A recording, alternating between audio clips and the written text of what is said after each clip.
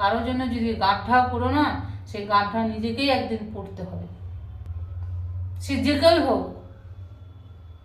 গাড্ডা কারোর জন্য গাড্ডা করলে সেই গাড্ডা দেখে মা বলতো যে কারোর জন্য যখন গাড্ডা করে না, সেই গাড্ডা ওকে দিয়ে দেখতে যায় কতটা খোঁড়া হলে, যে ঘুরে সেই গাড্ডার মধ্যে নিচেই পড়ে যায়।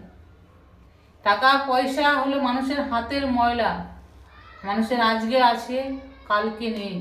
ভগবান যখন বসেছে পৃথিবীতে, যখন আছে ঈশ্বর এখনো আছে, মা এখনো আছে, বিচার এখনো করবে। এই ন্যায্য বিচার সবাইই করেন, এই বিচারক এই বিচার করতেই বসেছে পৃথিবীতে। মানে ভগবান বলে না, এখনো চাঁদ সূর্য যতক্ষণ উঠবে উদয় হচ্ছে ততক্ষণ এখনো ভগবান আছে আর থাকবে। এমনকি মানুষের বলে না, মানুষকে কিছু কিছু সময় ভগবান বাড়তে দেয়। কথায় বলে ভাবিয়া করিও কাজ আর করিও না ভাবিও। প্রথমে কথা বলার আগে একটুখানি ভাববে যে কি বলছি, আর বলে নিয়ে তারপরে ভাববে না যে আমি কি বলছি। এই পৃথিবীতে রাস্তায় চলতে গেলে, রাস্তায় হাঁটতে গেলে বলে না, এই পৃথিবীটা, আরও একদিন আমি বলেছি, এই দুনিয়া হলো নিতনগরের পুরী, কেউ হাসছে কেউ কাঁদছে কেউ বাজাচ্ছে তুড়ি। এরকম মানুষের পৃথিবীতে সবার কেউ ভালো কেউ খারাপ, সব রকম পৃথিবীতে আছে।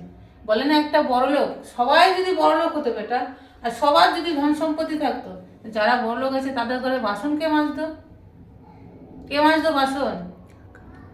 হ্যাঁ, তারা তো খেতে পারতেন, তারা তো খেতে পাবে না। যাদের অঠেল পয়সা আছে তারা অন্য কোথার থেকে পেত, আর সেটা খাবারটা খেতে কোথার থেকে? ওই জন্য ভগবান মানুষকে সব রকম তৈরি করেছে, যেরকম কর্ম করে এসছে তাকে সেরকম ভাবেই তৈরি করে পাঠিয়েছে। সবাই যে বড়লোক, যদি সবাই যদি পৃথিবীতে বলে না, কেউ ডাক্তার জজ কত রকম আছে, সবাই যদি ডাক্তার হবে